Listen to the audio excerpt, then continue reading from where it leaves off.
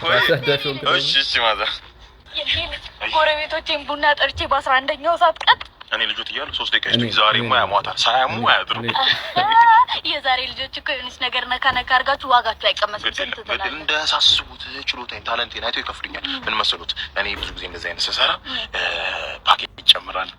ፓኬጅ አለኝ። ምን ማለት መሰሉት ይህ ማሽን ተሰርቶ ከዛ በኋላ አፍልተው የሚጠጡት ቡና ነገር አለሞት እንደሚቀየረው ሀሜቶት ይቀየራል። ይሄ እንደ ድሮ ያቀንጭራት ያገባች ሴት ልጇ ትፍታ ወንድ ልጇ ተንጀርግጎ ይቀር ይድፋት ባሏ ይማቅጠባት ማለት ይቀርና ዘመናዊ ሀሜት ሆነ። የስልጣኔ ሀሜት ይበርግላት ያርግላት ይሳካላቸው ወንድ ልጇ ይመረቂያ በቃ ስለዚህ አይነት ዋጋ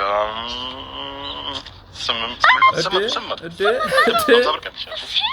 በሉት በደህና ጊዜ 1000 ብር የገዛሁት ዕቃ 800 ስትለኝ ማለት ያው እንትን ይጨምራል። 50 ብር ይበቃል። 50 ብር ይበቃል። 50 ብር ማዘር ከመንገድ ላይ ጠርቶኝ ቀልድ ነው ያዙት። እኔ ቆደም ይወጥ እኔ እድሜያችሁ ሲገባ የዋጋ ግሽበት ማይገባችሁ ነገር ምን ማለት ነው?